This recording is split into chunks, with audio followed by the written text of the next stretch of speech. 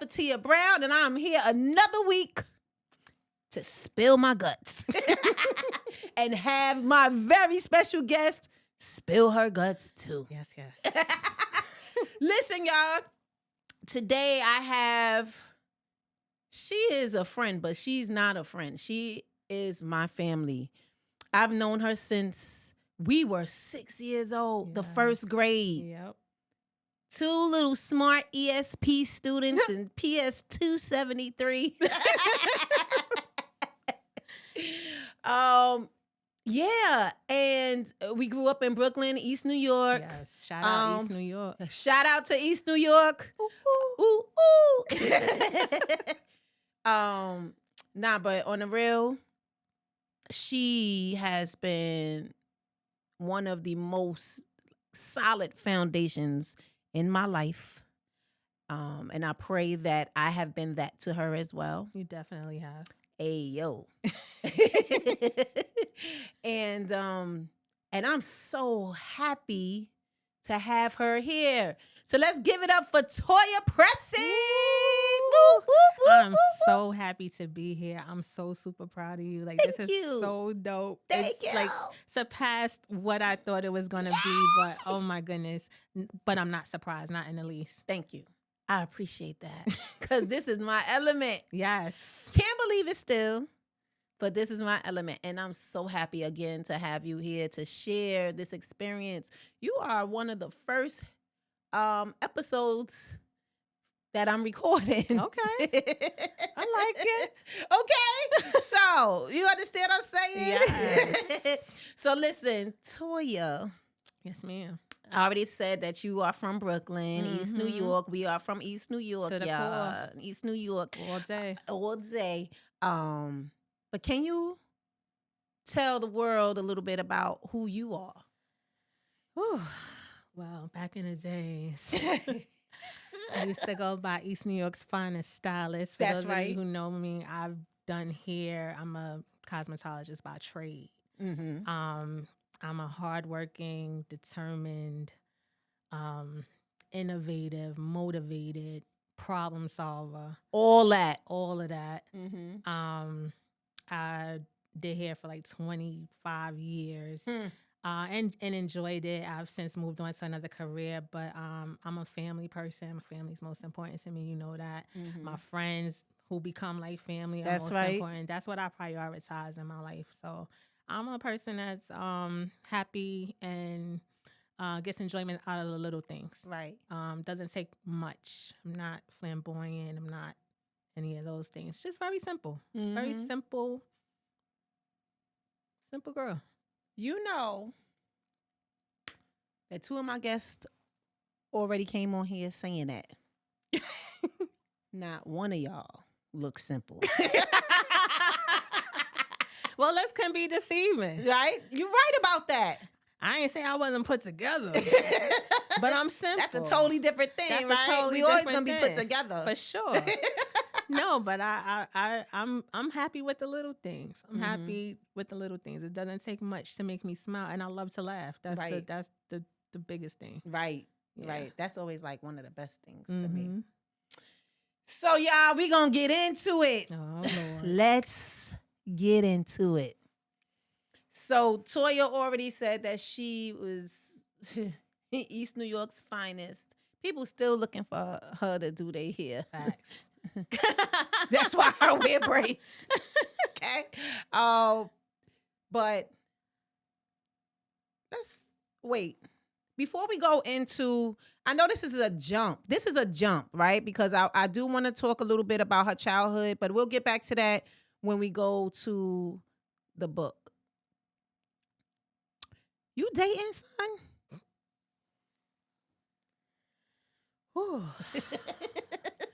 No. No. The last date that I went on ended in me being cursed out and chased into a parking lot. What? Yeah, first date. The date before that, dude asked me for $3,500 on the first date. What? Yeah. Dating pool has pee in it. I don't know if anybody knows. It don't got pee. Yeah. It got zombies. At this point, I'm over it. It would have to literally fall in my lap. And it's not to say I'm not open to love, Right. but dating is hard. And I've had my fill. I'm over it. I'm sorry. I'm just Nah, over that's it. $3,500 on the first date. You hear me? On the first date. On the first date. Date number 1. Yeah. How you supposed to rebuild if the pool got zombies in it? I'm convinced. How you supposed to rebuild off of that? I at this point, I believe what is for me won't miss me. And because you said that, you know what's gonna happen, right? You know what God gonna do, right? What? He gonna put that thing right in your lap. He would have to. He gonna have to sit in my living room and be like, Toya, that's the one. He gonna have to nudge you. He gonna have to do push it. you, he shove gonna you, have all to of do that. It. Dag, yo. Yeah, no. So I'm dating. Oh. Right? Oh, we need to talk after and this. And if y'all watch this, remember, we dating because ain't nobody say nothing about no solid foundation. Okay. We need to catch up. Look, I'm being transparent. Do it. Right? Mm-hmm. I like some people. I do. I like some people. I like some people, and I ain't expect to like some people. Okay. But I like them, and it's slow motion, and it's chill, and it's okay for me. Like, because first of all, like Toya said, determined, integral, all of that. And we love hard. That's something that we left out. That's true. And I don't thrive on hurting people, and I don't want nobody to hurt me. So moving slow is A-okay for me. Okay. Right? And then I got a lot of stuff going on. Like, I be trying to act like I got all the time in the world. I don't know how I make things happen in the 24 hours that we have. Right. But I make things happen. My shero. You understand? Tell you that all the time. Toya. I'm telling you, like, you're a phenomenal mom. Thank you.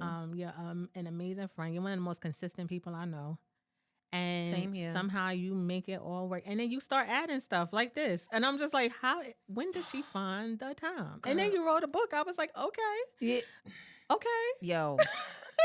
You know how I feel? Like, once I focus on something, I gotta focus on it. Right. And that's why dating is okay. Where it is okay, because if I'm focused on somebody, I'm focused. But I have so many other things to focus on. I got a career. I got the kids. I got the podcast. I got the book. I have to do my part in social media, which, I know. And so I have to do that. I have my family. You know how tight we are. Yes. You know what I'm saying? So today I'm supposed to go to a birthday party after this, and I don't think that's happening. It's in Brooklyn. I don't think that's happening today. I don't think I'm doing that, because tomorrow I'm working overtime. Yes, on a Sunday. And I don't know if I'm gonna be able to do that, which I have to apologize, whatever. But but it gets done. Right. You understand what I'm saying? Yeah. So yeah, dating is difficult, and we have been through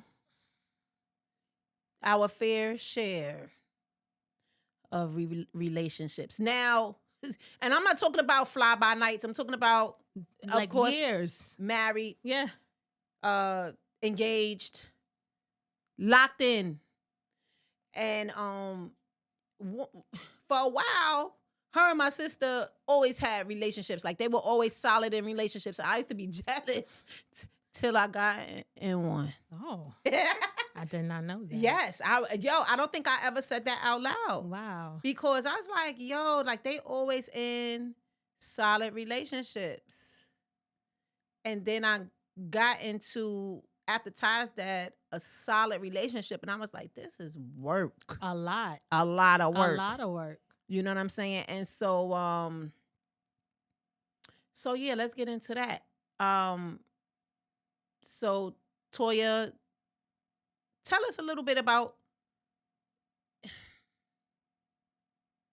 you know what, let's do this. Okay. Now, Toya, because I know you, I know that you've had a lot of, and I'm going to say this with no disrespect, a lot of loss. Mm-hmm. From death to, and we've all had death, right? But it affects people differently. Death to personal health issues. Mm-hmm. You have, you have had losses in relationship. You've had surgeries that, you can get into that on your own. Um, but it's rough. So let me read this chapter. So I switched it up on Toya. We were supposed to go through another chapter, and this morning God must have shook me. He said, not that. I opened this book, and this is what came up. Chapter 10. It should have been me. I remember how annoyed I was finding out that my ex was moving into a new home with his new wife. I could remember saying, it should have been me. Not to mention, no, not like that. It should have been me. It should have been me. How you gonna do that to me? I think we all been there. Yo, for sure. How you gonna do that to me? Yes. How you just gonna give her what I'm supposed to have? I helped you. What she do? She just took all my leftovers. That's what I was saying. I have to express it that way because that's real talk. Not to mention, I was moving into a new home with my entire immediate family. Okay? Me, my mother, my sisters, my brother-in-law, who is my brother, our children. Okay? So I was ecstatic and excited, but I still had that little feeling that it should have been me. I shouldn't be moving in with my sisters and brothers and mother again. I should be with my husband still. And then as quickly as I thought it, God whispered to me, no, it shouldn't be you. I placed you where I needed you to be. An instant smile appeared across my lips and on my face because I knew that to be true. I was at some of my weakest points in my marriage, and I had remained that weak. And if I would have remained that weak, I wouldn't be here today. We forget that all things happen for a reason. He gives us no more than we can bear. We say these things as if they're cliche, and guess what? They're not. They still stand true. Check this out. If I hadn't gotten divorced, this devotional would not be available to you. Smile. Life is still grand, and He, God, is still using you despite the circumstances. All things work for His good. Amen. Remember that. So here's the prayer that I wrote at that time. Lord, I only see what is presented to me by others. I don't see what's happening behind their closed doors, but I do know what happens between you and me, you and me behind mine. I am grateful, God. I am stronger and wiser than I've been in the past, and I know I'm right where you need me to be. You get all of the praise, Lord, and I love you for it. In your precious name, I pray. Amen. Let your conversation be without covetousness, and be content with such things that ye have, for He hath said, I will never leave thee nor forsake thee. Hebrews 13:5. So that's just a little something that I wrote that to get through that feeling. Yeah. And I felt that like crazy. I could see myself standing in front of my TV. Like, Are you serious?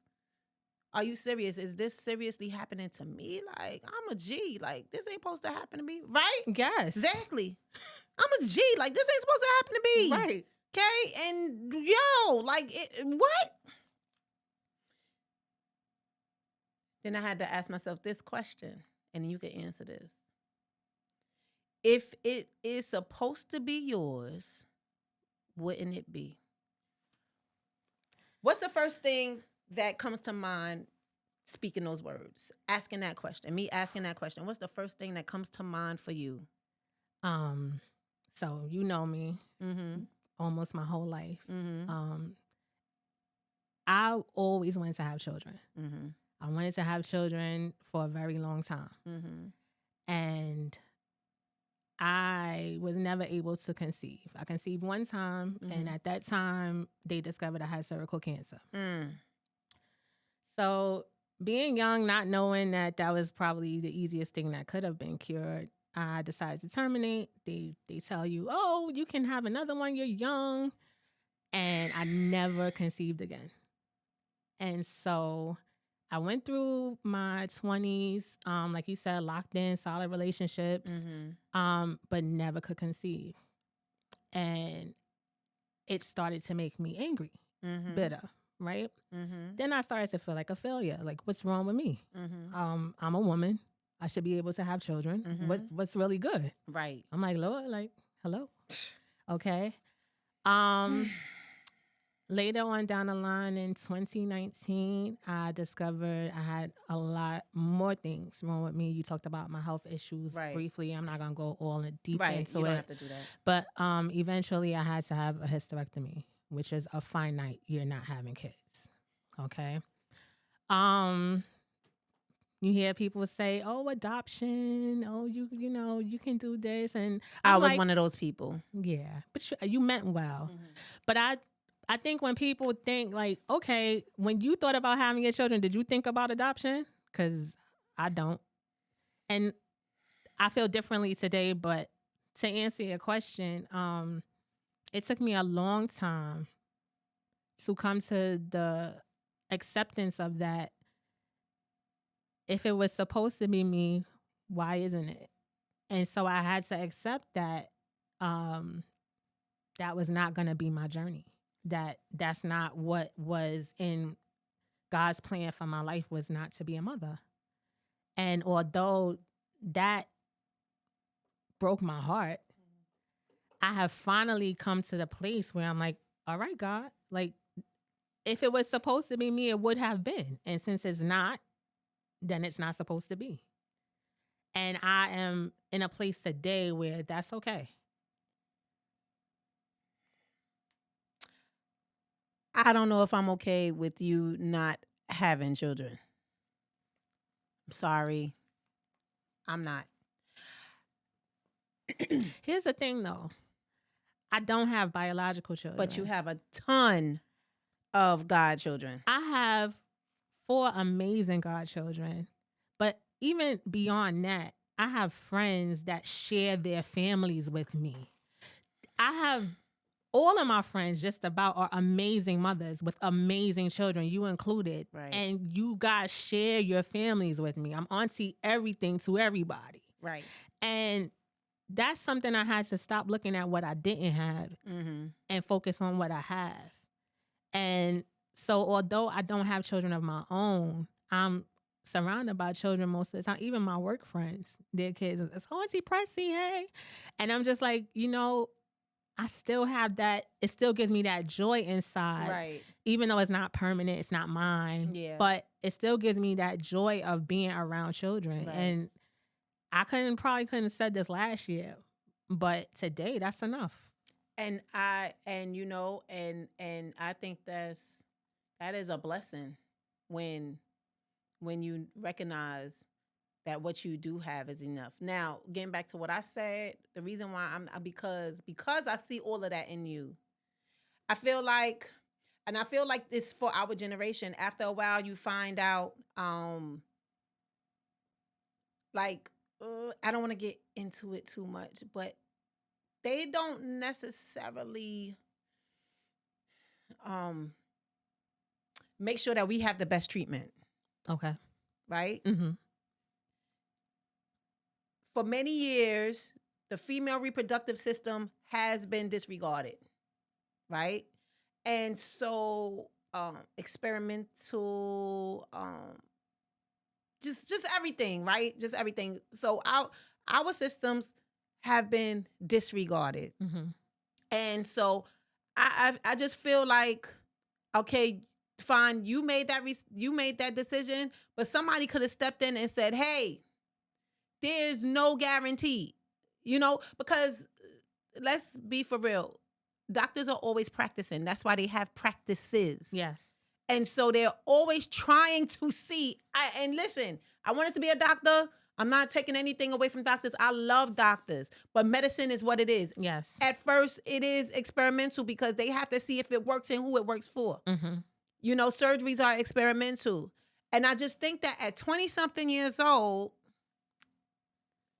and so we're not going back there. But that's why I say, I'm not always good. When I see Toya, I see your mom. And so And so because that is who she is, she gives the children around her just that. Yeah. In fact, when we were kids, I had this thought earlier, right?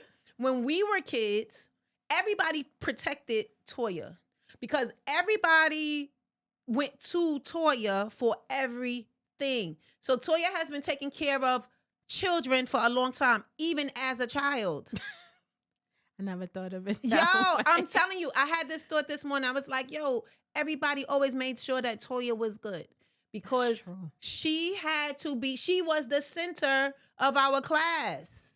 Everybody went to her. I never thought of that. As children in elementary school and junior high school. That's true. Everybody went to her. When we got to junior high school, who's getting their hair done? Me. You understand what I'm saying? So she was the center of everything. And that's why I say, because I see mom when I see you. Mm-hmm. You know, because you carry that. You carry that maternal instinct. And so, but God bless you for being okay with that. Because she wasn't for a long time. I wasn't. You know? After I had the surgery, I live across the street from a huge park. Right. And just seeing kids playing would break me down. Right. I would go to work and people would be talking about their kids, showing their pictures, and I would have to just go in the bathroom and cry. Right. Like I was a mess for a long time. Mm-hmm. But that very question is what pulled me out of that. It's like, if that was for you, you would have it. Right. But clearly it's not for you. Right. So now you need to focus on what I do have for you. That's right. And I said, oh. Okay. Heard you. Okay. Heard you. Wow. And not many people could get past something like that. You know what I mean? Yeah, it's work. Yeah, it's work. It's definitely work. Now, how about this next question?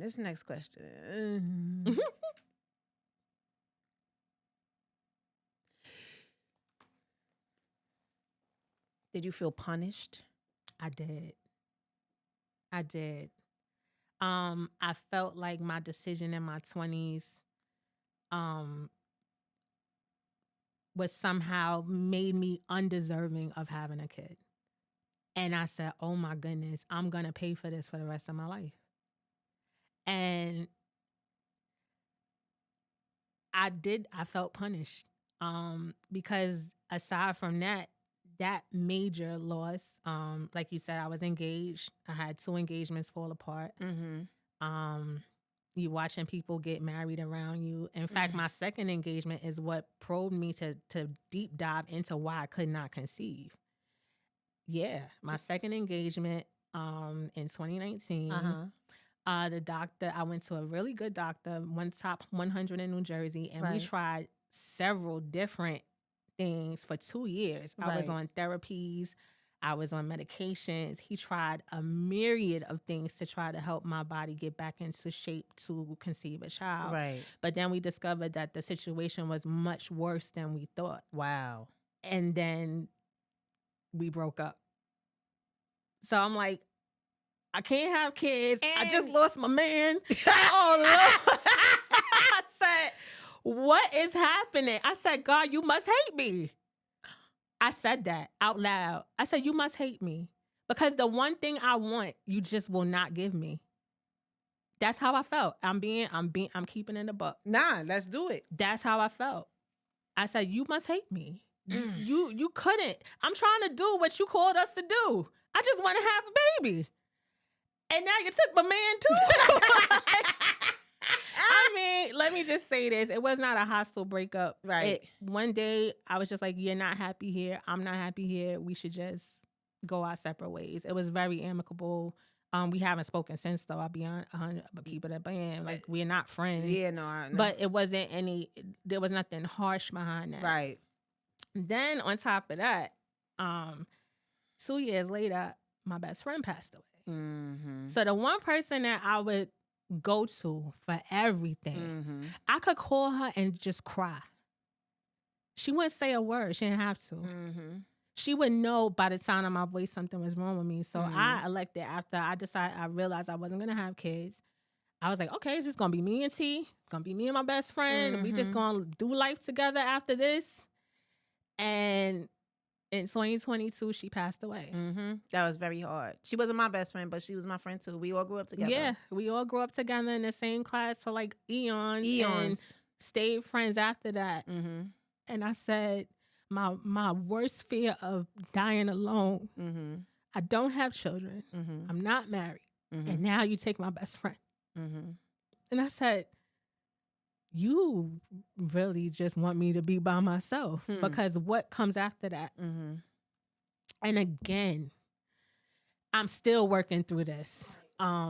Still have to focus, thank you, on what you have versus what you don't.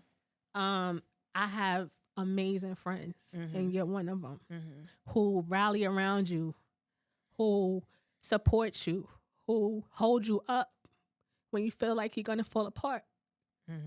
And so I miss her every day, every single day, because it's something to have a friend where you don't have to tell them the background story, where they know you, they know who you are, that you're never offended when they tell you something, right or wrong, right? I call a spade with you, and you do the same for me, and I'm never offended because I know you love me. Yeah, absolutely. So there's no question of motive, whether I like what you're saying or not. I know you love me. I know she loved me. I know what it is to have a friendship that's cemented. I know what it is to have friendships that have roots. So for everybody who rallies around me, whoever just reaches out and say, hey, you okay today? I know it's her birthday, or I know it's this day. And in that, I find comfort. So instead of focus on what I lost, I remember everything she gave me, but then the people she left me with. That's true, because first off, I just want to say that she'll always be Talana Carroll to me, right? So Talana Carroll, shout out to you, girl, because I had to go back. I had a recording of something she sent me, and I was like, oh, shoot. But she was bigger than life. She was super smart. When I was going through everything I went through with the boys, I called her because she knew the ins and outs. She has a son as well. He's in college, and he is also special needs. One of my godsons. Yeah, and that's one of Toya's godsons. And so she freaking rallied for these kids. Hard body, upstate in Albany. Like she was a a heavyweight in this department, and she made it happen. And so she left her baby boy behind with Toya because she knew that he would be in good hands, in great hands. So in essence, that's your baby, because you helped her raise him. You were there when she had him. You were there, you know what I'm saying? Through everything, all the trials and tribulations. So, and his dad is great. Amazing. You guys have a great relationship. And very gracious. Right. Very, very gracious family. And I'm grateful for that. And Talana's family too. Yes, absolutely. They still treat me like family. Exactly. They are my family. Yes, absolutely. Ain't no treating. It's been too long for us not to be. Yeah. So in essence, like her leaving, but she still left behind that beautiful little boy. And he's not a little boy. He's a 21. Grown man. He's 21. That's how the time just ticking. So but so I did feel funny. I did feel punished. Right. I felt like I was like banished to this life of loneliness. That's how I felt. And I always were like, what did I do to deserve this? Like, the one thing I don't want to be is alone, and I'm alone all the time. And I was just like, I definitely felt punished. I did. You know, I still find myself talking through that lonely part. Not that I'm lonely, but like a day like yesterday where I dropped the boys off. I go home, EMO downstairs with their kids, cuddled up on the couch. The kids are sleeping. Right? But I walk, all right. So I back out the door. And then I go upstairs and my big son not home. And then I'm like, all right, I'm all right. Like, for real, God, I'm good. But dag, yo. Yeah. You know? And it's like, all right. Then I got this little cat named Keisha, you know? Lord, the cat name is Keisha. That's a first. That's the first time I've never heard of. I needed her to be part human. That's you though. I love that. Yeah, I needed her to, because we already have. I let the kids name the turtle Gurky, right? I don't want to call her Gurky no more. She wouldn't know the difference if I changed the name. She's a turtle. Oh my Lord. But I had to name this cat Keisha. I was like, I ain't trying to hear no pet names. Her name Keisha. And my mother said, please change her name because I don't like it. I said, I don't care. Her name is Keisha. I like it. And when I call her Keisha, I feel like I'm talking to a little kid. She get on my last nerve. But, you know, now I'm home. But that feeling like, God. But then we have to remember, right? Not our time, his time. Right. But then being alone is not always isolation. It's not. It is solitude. It's solitude. I've been able to find my peace in that. Ooh. And it's a chance to digest everything that's been going on in your life and recycle it and see what's good and what's not. Yes. It's a chance to do that. Sometimes we don't take it when you have so much going on. If you don't have that, you don't get a chance to take that time. No, it's true. You know what I'm saying? So how did you get past, like you said, you good with it now? You good? You don't have kids, you're not in a relationship, you all right, not dating, you miss Talana, you know she's here through her baby or whatever, but how did you get past all of that? Maybe I shouldn't say pass. Maybe I should say through. Yeah, because I'm still in it. Yeah. I'm still in it. So I'm getting through it. So I go to therapy. Therapy is for me. It's mine. I make it a priority. So I've got the tools to learn how to reach out. You know, sometimes I text you very candid things and I'm just like, I just need to say it to somebody who understands. And that is enough. You know, I talk to God. I reach out to people when I need them. Because I'm fiercely independent, you know that. Yeah. And that kept me a long time from telling people or trying to reach out to my friends. Like I would just kind of wait on people to kind of be available. But right now I'm like, listen, hey, I'm struggling. I need you. What's up? Let's go get dinner. Let's, grab something. Let's talk, So I'm able to do that now, which that was not a skill that I had before because I would just suffer alone in silence. Yeah. But I'm learning to do that now. And like you said, so I'm a hardworking person. I have 2 jobs, you know that. Yes. And one job said you was going to quit. I'm sorry to cut you off. You said you was going to quit the second job. No, I like it there. So that's what it's going to be until it's not anymore. It is what it is. Okay. I don't mind it. But so one job is very demanding. So when I'm home and I'm able to be silent, I appreciate it now. Right. But there are days when I could just use a hug or I have a bad day and I just want somebody to talk to or just to kind of hold you and say it's going to be okay. Right.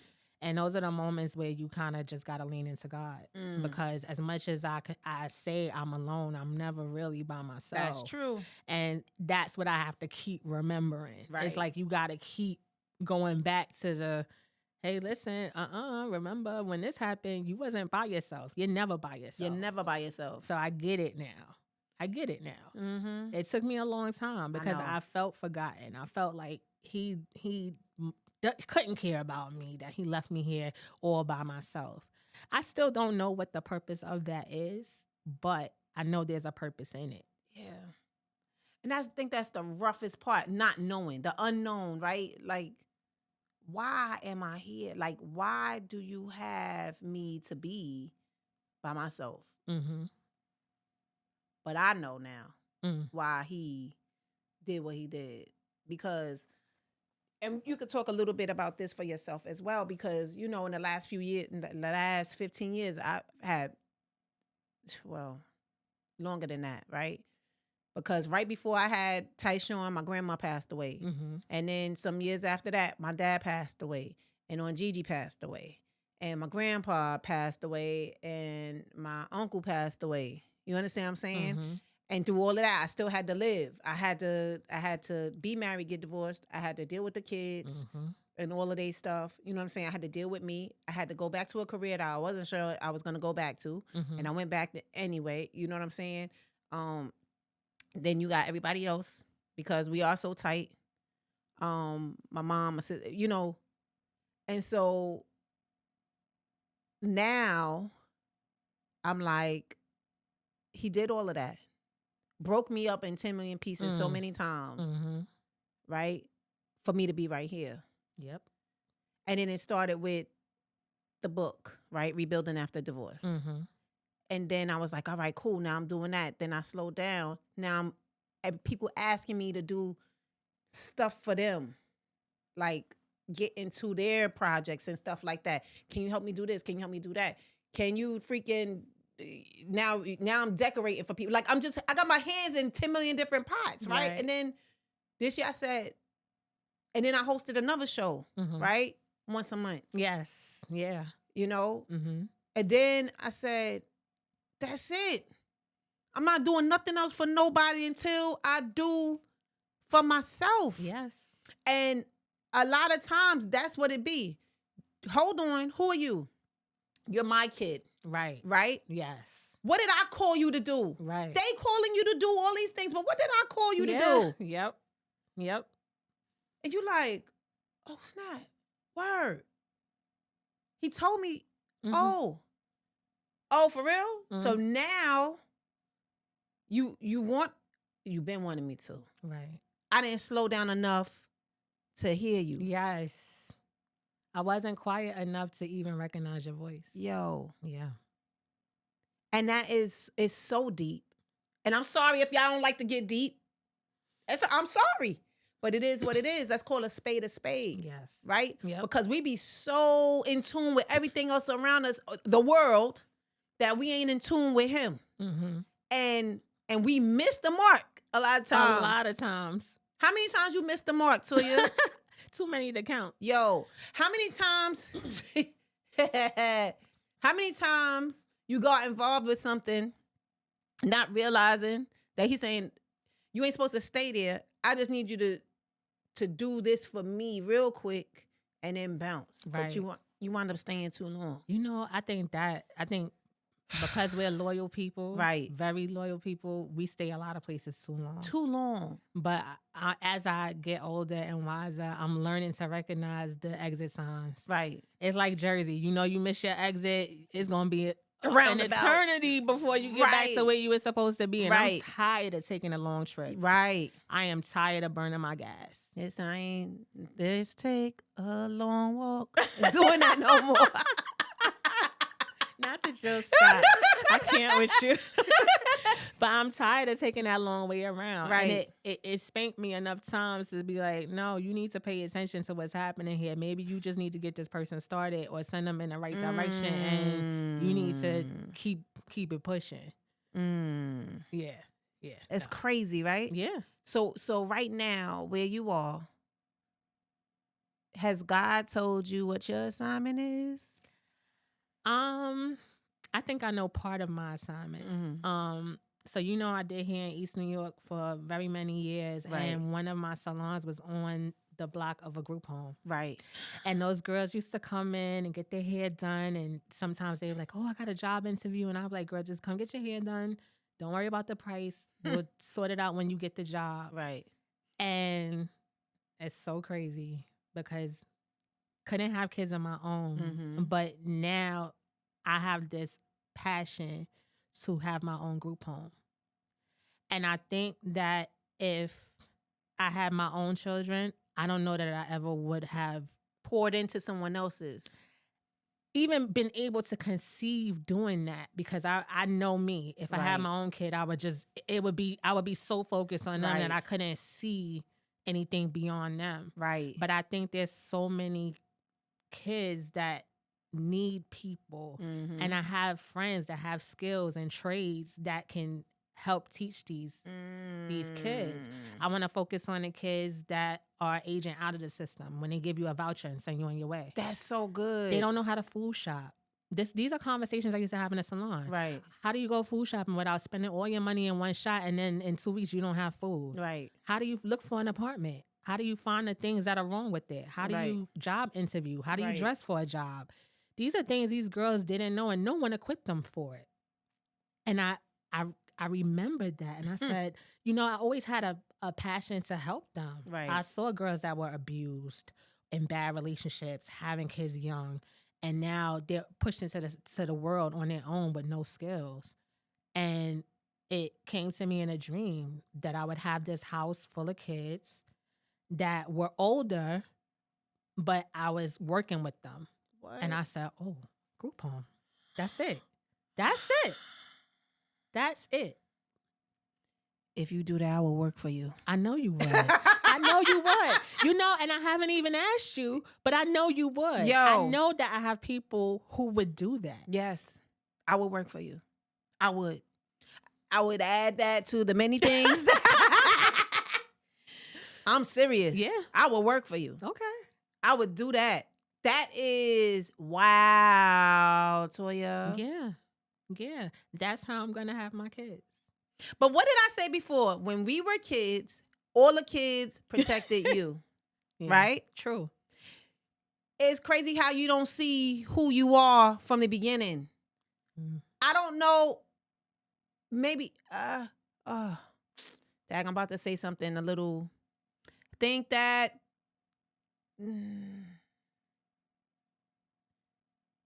We get jaded by what goes on in our family life. Mm. I know I was. Yeah. I ain't gonna lie. I didn't have a bad family. We had stuff going on. And in the Black community, we do not believe in telling anybody Nope. our business. What We do happens not in the believe- house stays in the house. What right? happens in the house, stay in the house. And I'm not just saying, I'm not saying that it don't go on nowhere else. I'm saying in the Black community, Mm-hmm. what happens in your home stays in your home. Mm-hmm. You don't even tell your grandmother what's going on. Okay? And that light dims little by little. Yeah. Because things are made too heavy for us. We're carrying the weight of the world. Mm-hmm. We see our moms upset. We see our fathers upset, our sister and brother. And Toya's the youngest, but she ain't never act like the youngest sibling. Got that right. Never. To this day, I don't think, you know. And so you carry the weight, and then little by little, your light dims. You forget all the dreams and aspirations you had. She went to a specialized high school. She went Fashion. to fashion.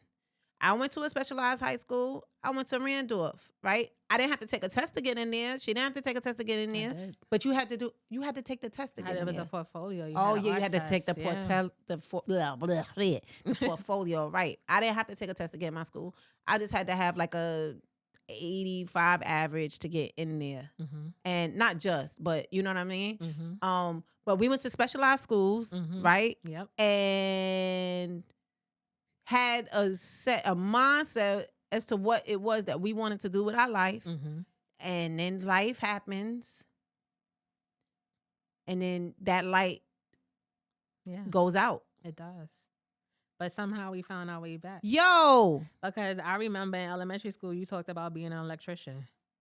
I did. You did. I did. You did. I really did. And because I seen what my father and my uncle did, and I wanted to do that. I wanted to be a doctor too, but I wanted to be an electrician. But then it's something that I never told anybody, I wanted to be an entertainer.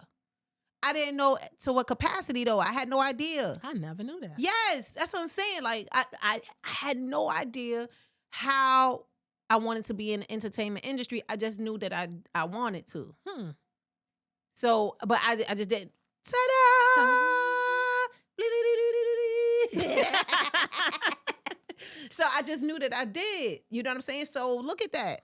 I'm doing, Mm-hmm. you know, everything I said I wanted to be. Yeah. The long road, that long walk. Listen. So yeah, I just think that sometimes, and I think that you getting in, I know that you getting into because I know somebody else that works in a group home, right? But he is also trying to get into having his own group home. Uh-huh. You see? You see that? You see how nothing, like you said it earlier, nothing is wasted. Nothing is wasted. Not even the long journey, not even getting off at the wrong exit, not even not getting the desires that you want for your life, not even taking the long way around. Nothing is wasted. Nothing is wasted, Or yo. the heartbreak, the losses, nothing is wasted. Nothing is wasted. And so, yeah, Mm-hmm. I'm gonna ask him. Okay. We're gonna do that. Yeah. Because that's something that needs to be done. There's too many kids that and I'm gonna tell you something. I don't know where you want to open it at, but Jersey. So how did we both land in Jersey? First of all, I never wanted to be in Jersey. I never wanted to be a Jersey girl. I'm Brooklyn to the core of my being. Never. And we both ended up here. Yes. And I definitely see the need here. I definitely see it. Yep. I love Brooklyn to the day I leave this Absolutely. earth. But I think they have a little more resources. New York City has more resources. It does. I think. It does. In my opinion. It does in that capacity. Yeah. It does. But I definitely see a need here. I never thought I would live in Jersey. Word. I absolutely love it, but I never thought that I would be here. Right. So that's not by accident. Not at all. Not at all. Look, I'm in the stew in Jersey. Like there's not by accident. So No. yeah, there's definitely a need here.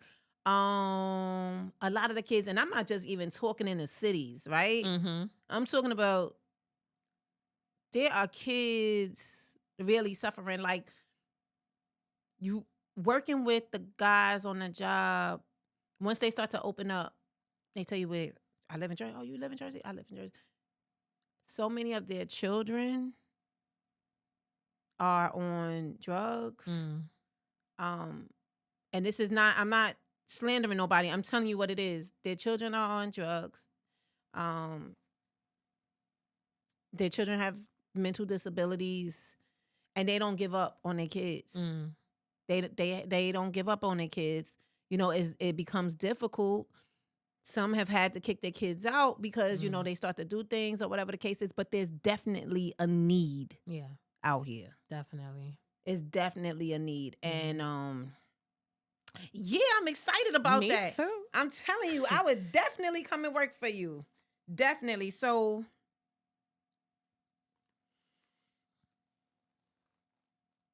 is there anything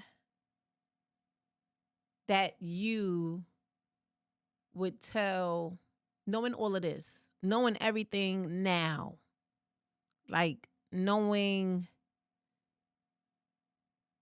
how difficult it's been, the things that you've gone through, is there anything that if you could, you would tell your 18-year-old self?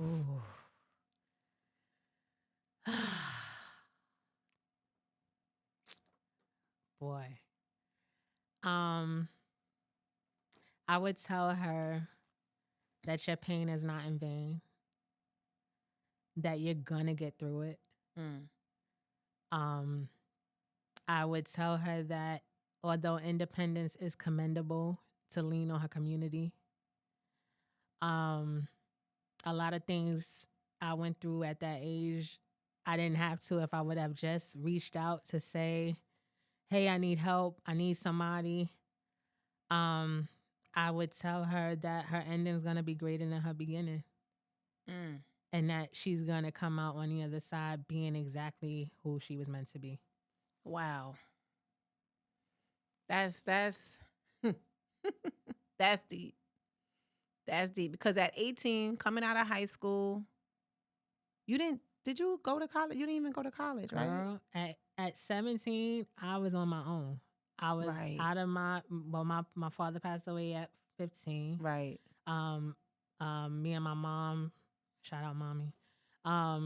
You know, we went our separate ways. I had I was on my own at 17, and life was hard. Right. So I didn't go back to college till I was about 20, maybe 28. About 28 or 29. So no, I went right into doing hair and trying to survive. But I survived. I'm still here. You still here. You still here. And I'm definitely grateful for your life. Wow. Wow. This has been amazing. I think we covered a lot of I think we covered everything that I really wanted to cover with you, because I just feel no. Let me ask this question. And that's my bad, y'all, because this question tried to get away from me several times. Okay, so you've gone through all of that, been there, you've healed, and this is a major question for me. You said you hated God. Mm. I'm sorry, y'all. I don't know how this question keep trying to get away from me. That's because somebody don't want somebody else to hear it. We know that. How did you get back to God?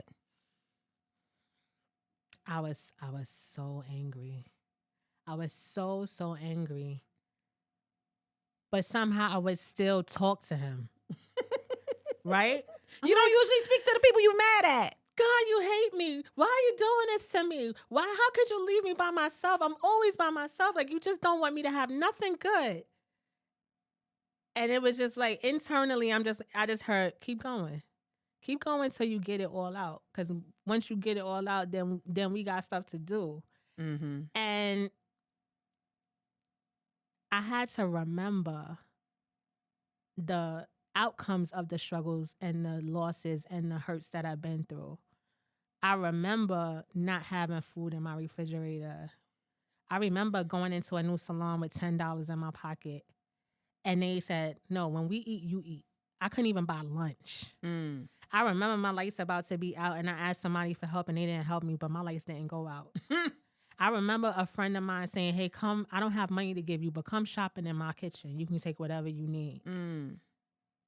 And it was like, it was then I knew I never left you by yourself. Mm.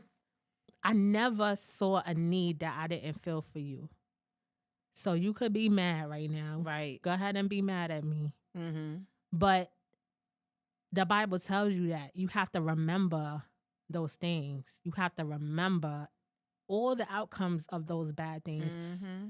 There were times I would cry. I couldn't even formulate any words. I would just moan. You ever had a cry so deep that you just moaned or wailed? Mm-hmm. And I didn't know what to pray for.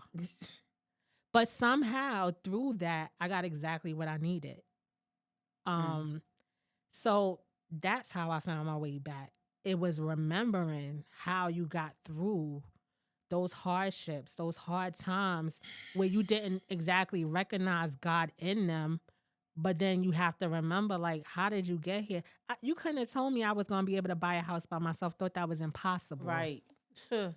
I thought there was no conceivable way, making what I was making, Right, that I was going to be able to buy a house. And I saw the first house I saw, I bought it, and I'm almost done. Who else could it be? Who else? Who else could it be? And at that time, if you remember, my landlord was like, you got 30 days to move. I want to sell a house. And my aunt and uncle, I didn't even ask them, came and dropped keys, said, here, come stay with us. Do what you got to do. I did every piece of overtime. I worked, and I got a house. Yeah. Who did that? I didn't do that of my own strength. And that's also what got me back to God was remembering that you don't do anything of your own strength. You couldn't possibly, or you'd have did it already. Right? That's so the truth. Not my timing, not my strength. And so without me even asking, he provided. He sought somebody to see my need, to say, hey, come stay with us. You're going to get your own. This is never going to happen to you again. Right. And I said, and fiercely independent me, I don't want to live in nobody's house. I remember. Yeah. I remember. Oh, yeah. And you were you're close with your aunt on. Like, you're close. I felt like an imposition. They never made me feel like that. They never made me feel like that. I mean, I can go on and on, but it was thinking back on those things, the outcomes of how I got there. And then you have to be able to see God's hand all in that. Mm-hmm. You got to be able to see it. How could you not? Right. How could you not? That's crazy. No, it's not crazy. It's never crazy. I can definitely relate to that because I remember telling God, like, I hate you. Dead serious too. I hate you because I'm trying to do everything right. You know what I'm saying? I'm trying to actually live right, have a relationship, don't cheat. Mm-hmm. Okay? Okay? You know, I'm making a joke of it and stuff like that, but I'm serious. Yeah. I try to provide, do for my family, all of that stuff. And you still do that, but you have to remember. You have to Like, you got to remember who pulled you out every time. Every single out of the time. lion's den. Mm-hmm. You know what I'm saying? Like, out of that furnace. Who Yes. pulled you out of the hot seat? How many times you probably could have been locked up? How many times you should have been dead? Right. You understand what I'm saying? Mm-hmm. Like, you was a little reckless with your life, and I still was there. So now that you're not reckless and you going through, you can't take it. How dare you? Right. Who you think you are? Right. You think I'm only gonna be there when something is wrong? I'm gonna be there when things is wrong and right. Right. You know what I'm saying? Mm-hmm. I'm gonna do things when I see fit. Don't, you know, you could question me, but don't just because I'm gonna have to show you. Yeah. And he does every time. Every time Every single time. yo, that little bit of faith. Yeah. That mustard seed faith. Because sometimes that's all you got. Yo. That's all you got. You be down to the last, like to the bitter end. And man, I am so grateful. I am so grateful for this conversation. Me too. I am grateful that I get to use a platform to show off the important people in my life. I really am. Toya, you are a phenomenal woman. You are too. And thank you. And everything you felt, I definitely felt. Whether you were happy, sad, mad, even when I didn't have any words for you because you were so upset, you are just that pillar of strength to me. And I so appreciate your entire life. I appreciate our entire bond. And I know, and I've watched you, you know, she talked about what people have done for her. I remember I have no bread, y'all. None. I had no bread. And I went to her, she was like, yo, come to the shop. You know, these girls want their hair done for Easter. Just help me wash their hair and stuff like that. And that's what I did. Did that a few times for her until I was in a position where I didn't have to do that. But she let me rock out. And I will never, you know what I'm saying? Anytime I need her, anytime she, you know, I call on her, she's there. Little things or big things, you know? And I appreciate your life. I appreciate that you have let God back in. Because I knew he didn't leave. I knew you didn't leave him, but I appreciate that because it says something. It says something to the world that you could go through hell and high water and still be right with him. Yeah. Thank you. So I'm grateful for you. I'm grateful for you. I'm grateful for you too. And I thank you for this opportunity to just do this with you. Like I'm one of your biggest cheerleaders. I can't claim the biggest. I'm one of your biggest cheerleaders. Yeah, I'm like, however I can support, like however I can be there for you. I always want to. I'm so proud of you. Thank you. So proud of you. Thank you so much. I love you. I love you too. So y'all, boom. This has been another great episode. Thank you for tuning in to Heart Rehab. Thank you, Toya Pressey. I pray that you enjoy it. I pray you got something for it. Share this because somebody needs to hear it. If it's not you, let somebody else in on the good word. We love you. God bless. Till next time. Peace out.